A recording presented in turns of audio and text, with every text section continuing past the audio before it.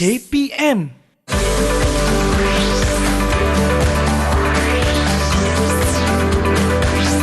Didik TV KPM.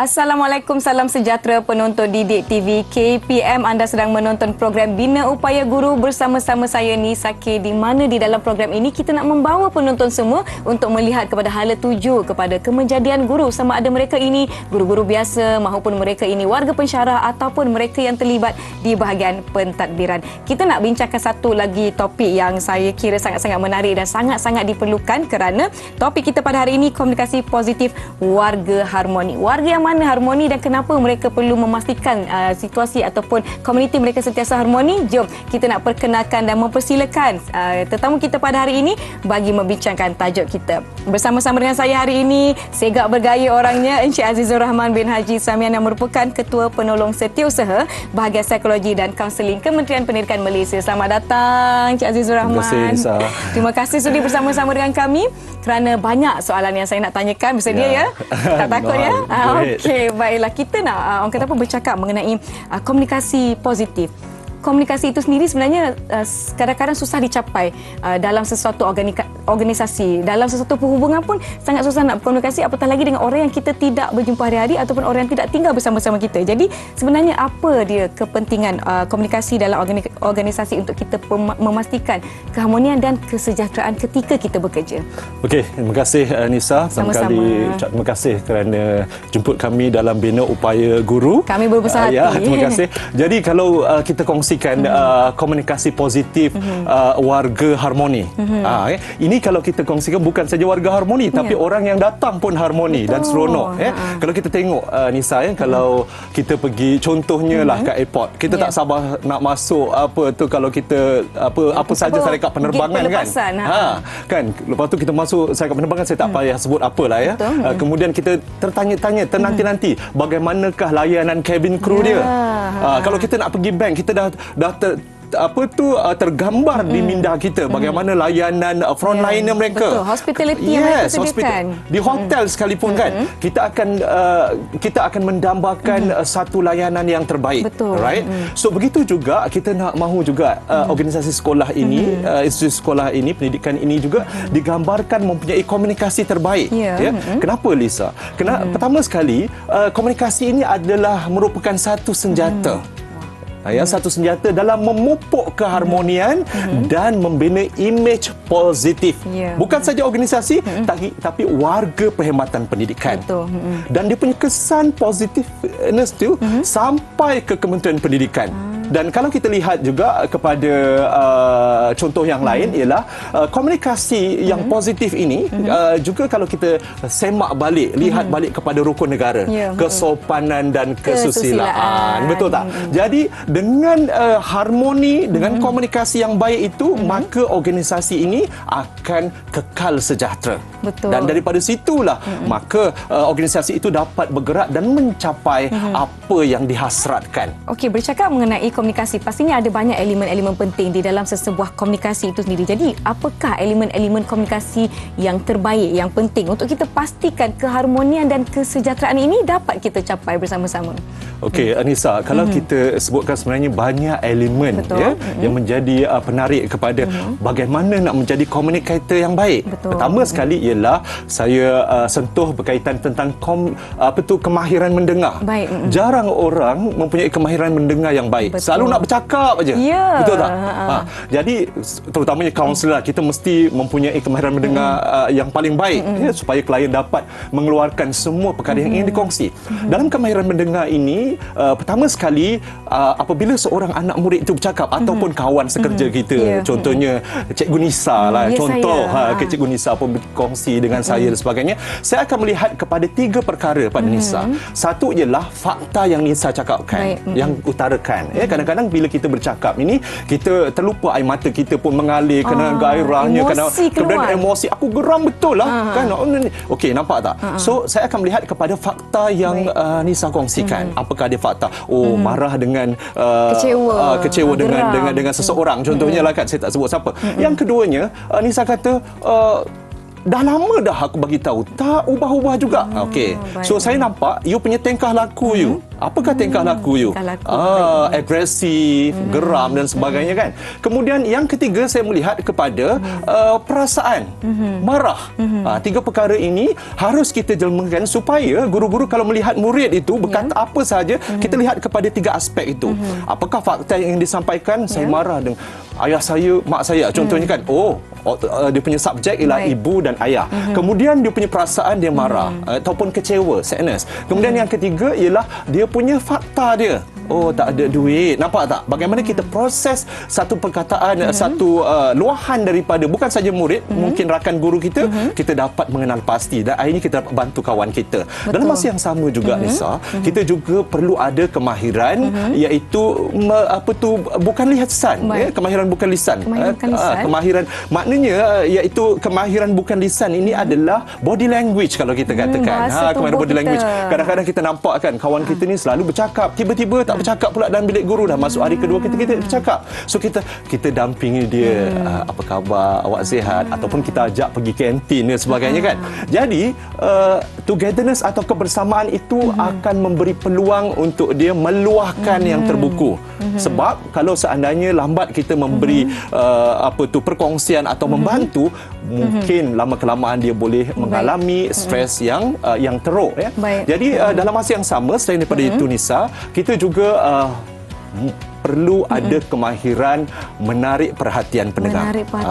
Menarik perhatian pendengar ni maknanya apa sahaja yang kita utarakan mungkin melalui pendekatan nanti saya kongsikan, kita akan bercakap. Contohnya kalau kita tanpa beremosi, okey murid-murid semua, hari ini cikgu akan mengajar tak best. Murid pun best macam tak best kan. Okey murid-murid semua, hari ni cikgu akan mengajar ataupun cikgu berkongsi dalam latihan di sekolah kan. Okey, apa khabar kawan-kawan? Okey, hari ni saya nak kongsikan hasil daripada bengkel saya. So nada tu dah gaya. Bercakap buka mulut aja dah suka macam Nisa kan. Selamat pagi semua. So nampak tak? Jadi tiga elemen itu yang sedikit mungkin kita boleh kongsikan kepada para penonton supaya setiap cikgu itu mempunyai elemen kecindan, komunikasi terbaik, mempunyai sokongan menggunakan pelbagai laras bahasa, gaya bahasa, kan nada dia. Ini semua untuk menjadikan seorang guru itu mempunyai watak yang molek, yang baik. Di mana kalau dia mengajar pun PDPC, pelajar akan suka. Bila dia bercakap dengan kawan-kawan pun rasa seronok. Kan saling memotivasi antara sesama lain. Lagipun kan saya rasa komunikasi yang berkesan, yang positif dan yang baik ini dapat mempengaruhi orang ke arah yang lebih baik. Memberikan contoh tauladan yang lebih baik. Banyak lagi yang kita nak kongsikan kerana saya pun melihat kepada gaya komunikasi Encik Azizur Rahman pun saya rasa teruja nak mengetahui dengan lebih lanjut. Diharapkan penonton di rumah bersabar. Kita rehat seketika. Jangan ke mana-mana. Kembali selepas ini di Didik TV KPM.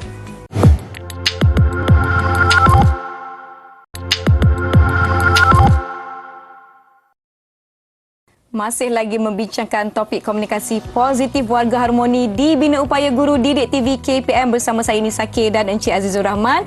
Hari ini kita nak tanya lebih lanjut lagi mengenai komunikasi yang sesuai. Anda kata kita andaikan situasi warga di sekolah. Apakah komunikasi yang paling sesuai kita praktikkan? Kita highlightkan di sekolah. Okey, saya kongsikan Nisa sedikit mungkin menjadi panduan kepada para guru kita. Okey, saya pendekkan menjadi PT Maker supaya dia ingat set ni personal touch. PT itu personal touch. Maknanya sentuhan peribadi. Okey. Dengan rakan guru kita nak kena berbaik kalau ketika kita boleh salam kan, tetapi kita boleh menyapa, kita boleh condongkan senyum, smile kan kepada mereka, bukan saja kepada guru, mungkin kepada para pelajar. Sentuhan peribadi ni akan membuang belief system, kepercayaan negatif dalam diri kita. Kita akan bersangka baik. So akhirnya dalam organisasi antara guru-guru akan mempunyai hubungan-hubungan yang baik. Adakah ini untuk mencapai mencapai kepercayaan? Yes, baik. of course. Sebab lepas tu nak bekerja sama-sama ni bukan senang. Kemudian yang kedua ialah MC, motivation continuously, ataupun kita katakan memberi motivasi berterusan. Nanti kita akan kongsikan bagaimana kuasa motivasi ini dapat membantu mencapai kejayaan bukan saja para guru tetapi murid-murid.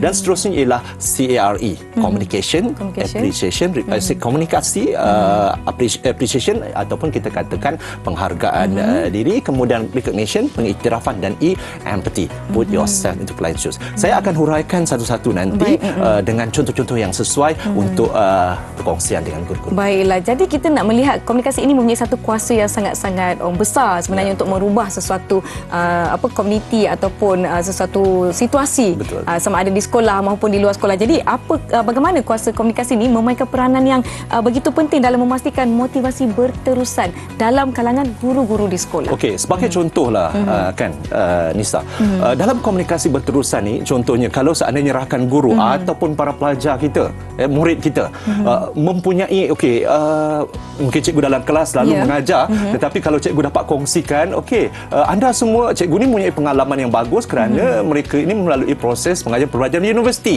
Jadi contohnya cikgu matematik atau biologi kan, dia kata, cikgu saya nak cikgu pun tanya, cikgu tanya, apa cita-cita kamu masa depan? Saya nak jadi cikgu tapi saya nak jadi cikgu biologi.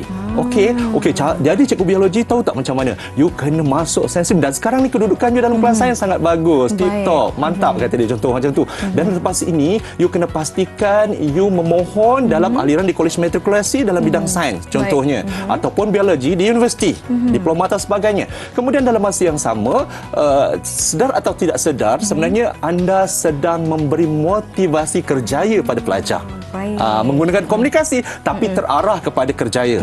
Kemudian tahu tak Nisa, sebenarnya dalam kaunseling kita ada perkhidmatan bantuan laluan kerjaya untuk para pelajar masa depan. Dia ada satu ujian kerjaya, dikenali sebagai contohnya ujian Holland, iaitu dalam ujian Holland itu mengenal pasti para pelajar yang mempunyai kecenderungan melalui RIASEC, iaitu realistic, investigative, artistic, social, enterprising, dan conventional. Contohnya, apa cita-cita Nisa dulu? Sebenarnya kan dulu saya nak menjadi cikgu bahasa Inggeris. Cikgu bahasa Inggeris? Saya nak jadi cikgu. Cikgu bahasa Inggeris lah. Maknanya, you suka berhubung dengan orang ramai dan sebagainya. Betul. So, you social. Tetapi selepas tu, bila you dah belajar di universiti, I nak buat college, dah tukar kepada enterprising. Nampak tak? Sebenarnya laluan kerjaya ini dibentuk oleh kaunselor di sekolah. Tetapi kalau cikgu-cikgu ada maklumat tentang laluan kerjaya, boleh dikomunikasikan dengan para pelajar sebagai motivasi secara berterusan. Selain mengajar, mereka juga memberi motivasi menggunakan komunikasi tadi tentang berkaitan laluan kerjaya. Baik, menyebut tentang laluan kerjaya, saya pasti ini adalah berkaitan dengan pentaksirian psikometrik yang kita jalankan di sekolah. Adakah komunikasi seseorang guru itu penting untuk memastikan murid-murid ini tahu sebenarnya kenapa mereka mengambil pentaksiran sebegitu di sekolah? Kenapa, Nisa? Sebab cikgu yang paling hampir dengan pelajar. Betul. Cikgu yang lebih tahu. Lepas tu kalau seandainya cikgu tu kurang arif tentang suatu perkara berkaitan dengan laluan kerjaya, dia akan linkkan, channelkan kepada guru kaunseling. Nampak tak bagaimana daripada komunikasi harmoni yang berada di sekolah itu, antara guru akan saling membantu. Itu antara guru dan murid. Betul. Belum lagi antara guru dan guru. Mungkin dia tengok, saya nampak Cikgu Nisa ni macam tak ceria lah. Kurang bermotivasi minggu ni. Macam nampak stres. Mari saya kenalkan kepada kaunselor kita boleh buat ujian stres. Nampak tak? Itu adalah komunikasi dalam kalangan guru pula. Dan dalam kalangan guru tu, bagaimana kita memotivasikan kawan kita. I celarulah personality I ni. I tak tahu I ni mempunyai daya prihatin yang tinggi. Adakah I ni extrovert, introvert? Encik Azizul kan, contohnya kan. So melalui ujian personality ini, dia akan menyaring dan mengenal pasti Cikgu Nisa ini mempunyai kecenderungan ataupun trait personality yang mana. Mungkin extrovert, ataupun seorang yang assertif, ataupun seorang yang sangat prihatin tinggi. Jadi nilai-nilai itu semua akan membantu rakan juang kita di sekolah mengenal pasti potensi diri masing-masing. Saya pasti itu adalah antara komunikasi yang terbaik untuk kita jalankan ataupun kongsikan sesama warga pendidik di sekolah. Tapi sebenarnya Cik Azizul, saya seorang ambivert. Mesti ramai yang tak dapat nak teka. Saya seorang yang ambivert, boleh jadi introvert dan juga boleh jadi extrovert juga pada ada dua masa bila sama. Ikut keadaan situasi. Betul. Baiklah penonton di rumah, kita akan berbicara dengan lebih lanjut tentang komunikasi positif warga harmoni dengan Cik Azizul. Jadi jangan ke mana-mana, kita rehat seketika di Didik TV KPM.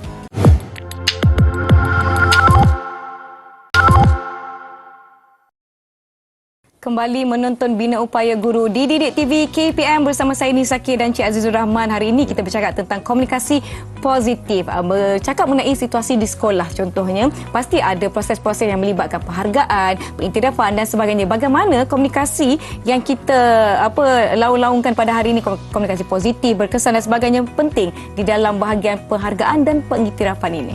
Okey, kalau kita lihat balik komunikasi itu mereka tadi kan dalam CARE, C communication. Contohnya ke dalam komunikasi ini, kalau kita refer kepada teori transactional analysis oleh Eric Berne, nyatakan bahawa terdapat 3 gaya komunikasi.